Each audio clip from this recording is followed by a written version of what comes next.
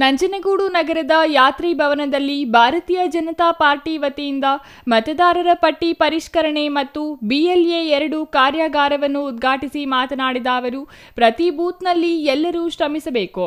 ನಂಜನಗೂಡು ವಿಧಾನಸಭಾ ಕ್ಷೇತ್ರದಲ್ಲಿ ಬಿಜೆಪಿ ಕಾರ್ಯಕರ್ತರ ಕೊರತೆ ಇಲ್ಲ. ನಂಜನಗೂಡು ಕ್ಷೇತ್ರ ಈಗ ಬದಲಾಗಿದೆ. ದೇಶಕ್ಕೆ ವಲಸಿಗರು ಬರುತ್ತಿದ್ದಾರೆ. ಕೋಟಿಗಟ್ಟಲೆ ನಕಲಿ ಮತದಾರರ ಗುರುತಿನ ಚೀಟಿಗಳು ಆಗುತ್ತಿದ್ದು, ಈ ಬಗ್ಗೆ ಎಚ್ಚರಿಕೆ ವಹಿಸಬೇಕು. ಪ್ರತಿಯೊಬ್ಬರು ಭಾಗವಹಿಸಬೇಕು ಎಂದರು. ಮುಂಬರುವ ಜಿಲ್ಲಾ ಪಂಚಾಯಿತಿ ಮತ್ತು ತಾಲೂಕು ಪಂಚಾಯಿತಿ, ಗ್ರಾಮ ಪಂಚಾಯಿತಿ ಚುನಾವಣೆಗೆ ನಾವು ಸಿದ್ಧರಿದ್ದೇವೆ. ಇನ್ನೆರಡು ತಿಂಗಳಲ್ಲಿ ಮುಖ್ಯಮಂತ್ರಿ ಬದಲಾವಣೆ ಆಗಲಿದೆ. ಉಪಚುನಾವಣೆಯ ನೆಪವನ್ನು ಹೊಡ್ಡಿದ್ದಾರೆ. ಚುನಾವಣೆ ಫಲಿತಾಂಶ ಬರುವುದಕ್ಕಿಂತ ಮುಂಚೆ ಸಿಎಂ ಬದಲಾವಣೆ ಆಗಲಿದೆ.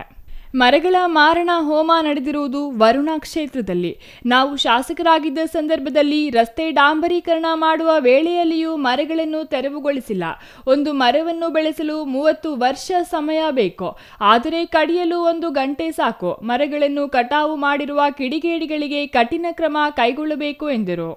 ಒಳ ಮೀಸಲಾತಿ ಹೋರಾಟಕ್ಕೆ ನಾನು ಬೆಂಬಲವನ್ನು ವ್ಯಕ್ತಪಡಿಸುತ್ತೇನೆ. ಒಳ ಮೀಸಲಾತಿ ವಿಚಾರವಾಗಿ ಅಂದಿನ ದಿನದಲ್ಲಿ ದಿವಂಗತ ವಿ. ಶ್ರೀನಿವಾಸ್ ಪ್ರಸಾದ್ ಅವರು ಸಂವಿಧಾನದಲ್ಲಿ ಮೀಸಲಾತಿ ಇದೆ, ಆದರೆ ಒಳ ಮೀಸಲಾತಿ ಇಲ್ಲ ಎಂದು ಹೇಳಿದರು. ಸುಪ್ರೀಂ ಕೋರ್ಟ್ ಹೇಳಿರುವುದು ಒಳ ಮೀಸಲಾತಿ ಮಾಡಲು ಅವಕಾಶ ಇದೆ ಅಂತ ಹೇಳಿದೆ ಹೊರತು ಅದನ್ನು ಮಾಡಿ ಎಂದು ಹೇಳಿಲ್ಲ. ನಮ್ಮ ಸರ್ಕಾರ ಅಧಿಕಾರದಲ್ಲಿದ್ದಾಗ ನಾವು ಮೀಸಲಾತಿಯನ್ನು ಹೆಚ್ಚಳ ಮಾಡಿ ಎಂದು ಕೇಳಿಕೊಂಡಿದ್ದೆವು. ಒಳ ಮೀಸಲಾತಿ ವಿಚಾರದಲ್ಲಿ ಸರ್ಕಾರ ಎಡವಿದೆ. ಒಂದೊಂದು ಅನಾಹುತಗಳನ್ನು ಮಾಡಿಕೊಂಡು ಬಂದು ಸಮುದಾಯವನ್ನು ಹೊಡೆದು ಹಾಕಿದೆ. ಒಳ ಮೀಸಲಾತಿಯಿಂದ ಸಾಕಷ್ಟು ಸಮುದಾಯಗಳಿಗೆ ಅನ್ಯಾಯವಾಗಲಿದೆ. ನ್ಯಾಯಮೂರ್ತಿ ನಾಗಮೋಹನ್ ದಾಸ್ ಅವರ ವರದಿಯನ್ನು ಸರ್ಕಾರ ತಿರುಚಿದೆ ಎಂದು ವಾಗ್ದಾಳಿ ನಡೆಸಿದರು.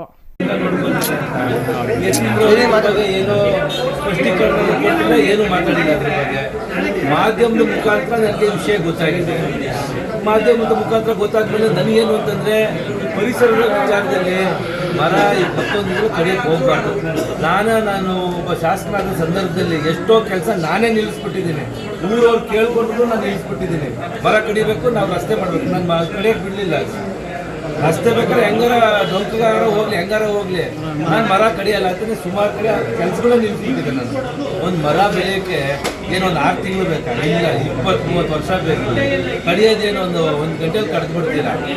ಅದನ್ನ ಯಾರು ಮತ್ತೆ ಇದು ಮಾಡ್ತಾರಲ್ಲಿ?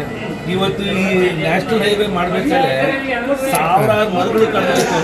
ಇದೇ ಫಾರೆಸ್ಟ್ ಡಿಪಾರ್ಟ್ಮೆಂಟ್ ಅವರು ನಾನು ಶಾಸಕರಾದ ಸಂದರ್ಭದಲ್ಲಿ 1 ಲಕ್ಷ ಮರ ನೆಟ್ಟಿದ್ದೀನಿ. ಎಲ್ಲಿಟ್ಟಿದ್ದಾರೆ?